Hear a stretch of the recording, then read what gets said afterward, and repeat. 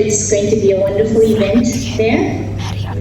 I would like to congratulate the Honorable Mr. Hamza for his appointment as the 21st Prime Minister of Somalia. It was a very welcome surprise when we heard the wonderful news of his appointment just about over a week ago. I shared the news with my family. waqtigooda u soo horay inay xusaan ay garab istaagaan saaxiibkeena walaalkeen arday reer Malaysia ahaana nin reer Malaysia mudane Master Hamza Abdi Barre waxaan leeyahay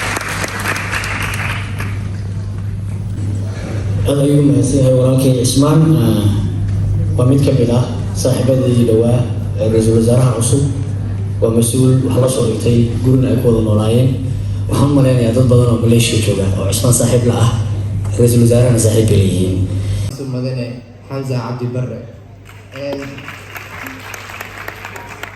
مثل ما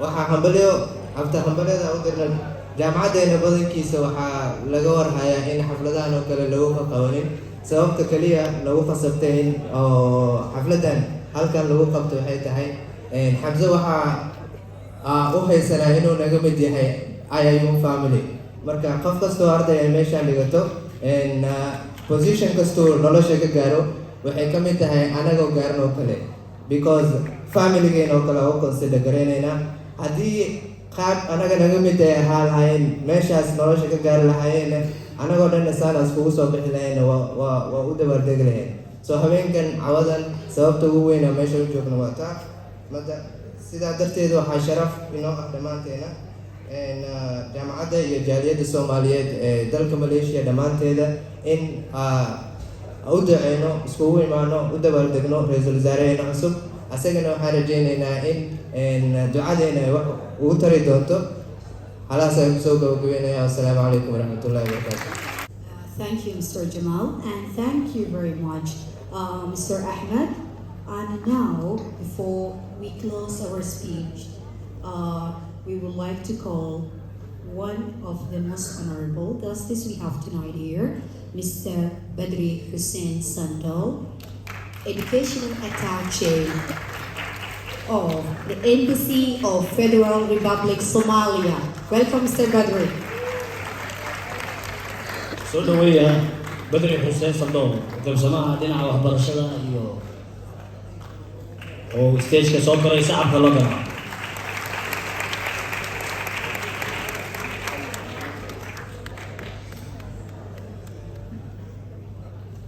السلام عليكم ورحمة الله وبركاته.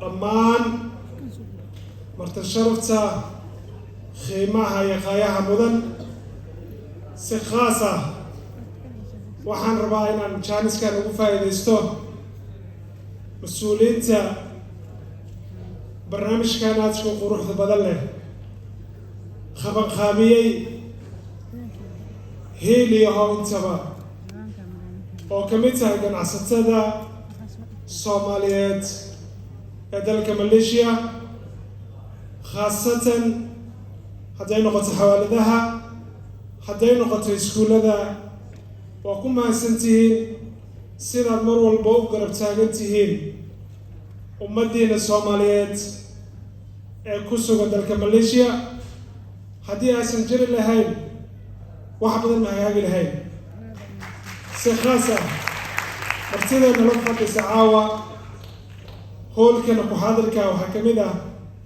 أستاذ دكتور داير سيدوكالي أستاذ عبد الرحمن مرقر لوي غير بريطانيا إلا لكن هذا لو عبد الرحمن بريطانيا سكول كيس لو ما يحضري أنت سكدي حلفتها ناتفو غروح بدله هدي أي سنجري لهاي خابن قابو آتي أتوين وجينا قروح بدل له ما يسنسكوي مال لهين وحاول ما تعلنها مرلبات قلت لك سوق من قابي حلفتها ناتف قروح بدل له خاصة هرموتك إنوعها هاي أستاذ عثمان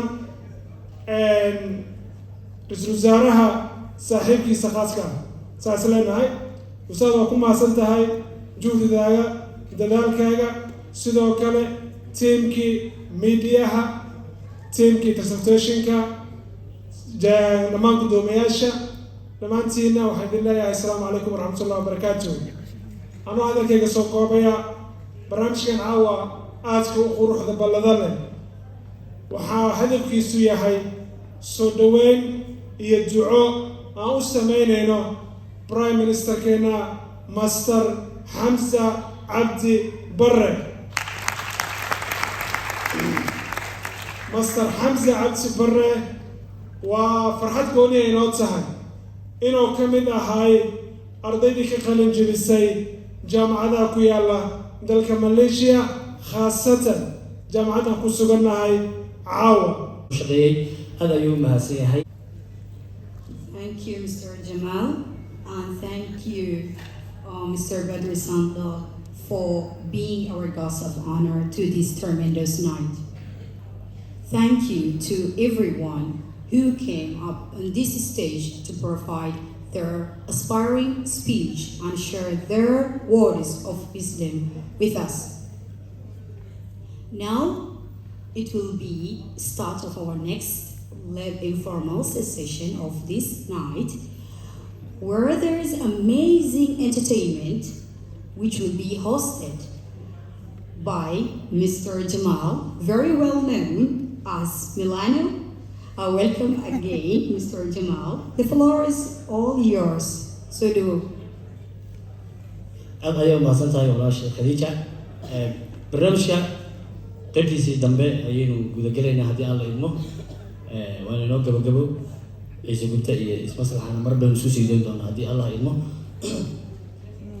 guddida barnaamijka soo qaban qaabisay waxay isku dayayaan inay su-aalo ka weydiiyaan dadka aadka ugu badan ee meesha fadhiya 5 su-aalood oo gaagaaban oo ku saabsan taariikhda ra-iisul wasaaraha madaxweynaha iyo waddanka aynu ka nimid Soomaaliya. khadiija adaa bilaabi doona su-aasha koobaad way fududahay laakiin qof geesi oo halkan soo istaagay ka jawaaba ayaa loo baahan yahay. maxay odhanaysaa Su'aasha ugu horeysa waxa weeye halkoo ku dhashtay Prime Ministerka magaalade. The first question is that where our newly elected Prime Minister was born. Who will come on the stage? عندك جوابي كرتو فضلا الكلمة. Kali, yes, Kali, come here.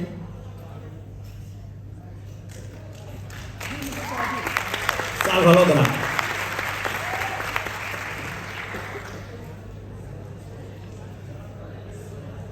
كله وقشك داتا قلت له وحان الله كسمايا كسمايا Kali, wait. Salama. What's your name? مقعد المشهد. أنسة حسن محمد. Thank you, Anisa. وصح جوابتي أنيسة هذا كجوابتي وحو كل شيء كسمايو. The BM born in Kismayo, and Anisa said the correct answer. Now, Mr. Milano will ask the second question. su-aasha labaad waxaa laga yaabaa inay laftigeeda jilaysan tahay. yaa garanayaa madaxweynaha jamhuuriyadda Soomaaliya mudane xasan sheekh maxamuud meesha uu ku dhashay magaalada yaa stageka imaanaya? That's a precise thing. And the second question is that where our current president born as well? In which city?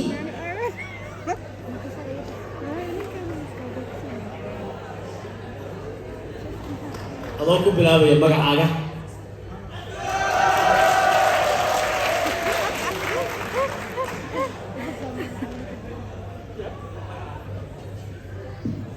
magacay koowaad waa Ibrahim. magacay koowaad waa Ibrahim Bare. Yeah.